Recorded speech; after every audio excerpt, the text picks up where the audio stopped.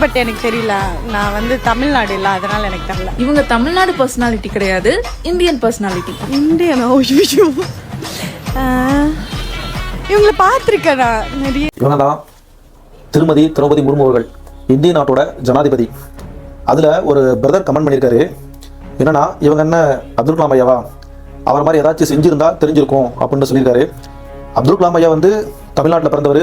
அவர் வந்து ஒரு scientist, இஸ்ரோவில் work பண்ணியிருக்காரு, ஏவுகணை நாயகன், அவர் ஒரு லெஜெண்ட் சொல்லிட்டே போகலாம். ஆனால் அவங்க என்ன பண்ணியிருக்காங்க அப்படின்னு சொல்லிட்டு அவங்க ஊரில் போய் கேட்டால் தான் தெரியும். இவங்க வந்து பார்த்தீங்கன்னா ஒடிசாவில் சண்டால் அப்படிங்கிற ஒரு பழங்குடியினத்தை சேர்ந்த பெண்மணி.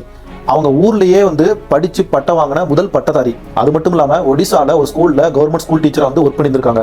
அவங்க அதோட நிற்காம நிறைய சமூக சேவையில் ஈடுபட்டிருக்காங்க. இவங்க ஒரு சோசியல் ரிஃபார்மர், நிறைய சார்ந்த விஷயங்களில் வந்து நிறைய பணி செஞ்சுருக்காங்க. அது மட்டும் இல்லாமல் அந்த ட்ரைபல் பீப்புள் இருக்கிறவங்களுக்கு வந்து எஜுகேஷன் சார்ந்த சீர்திருத்தம் கொண்டு வரதுக்காண்டி நிறைய முயற்சிகள் மேற்கொண்டிருக்காங்க. அவங்கள ஹானர் பண்ணுற விதமாக தான் வந்து ஜார்க்கண்ட் மாநிலத்தோட கவர்னராக அவங்கள நியமிச்சாங்க. அப்போ இடையிலே பார்த்தீங்கன்னா அவங்களோட கணவன், 2 மகன்கள், சகோதரர் எல்லாத்தையும் இழந்ததுக்கு அப்புறமும் கூட அவங்க கொஞ்சம் கூட மனம் தளராம தான் எடுத்துக்கிட்ட கொண்ட கொள்கையில் வந்து உறுதியாக இருந்து நிறைய பீப்புளுக்கு வந்து உதவி பண்ணியிருக்காங்க, நிறைய சமூக சேவை பண்ணியிருக்காங்க. அவங்களுக்கு கிடைச்ச அங்கீகாரம் தான் பார்த்தீங்க அப்படின்னா இந்தியன் கவர்மெண்ட் வந்து அவங்கள பிரசிடென்ட் ஆஃப் இந்தியாவை நாமினேட் பண்ணாங்க.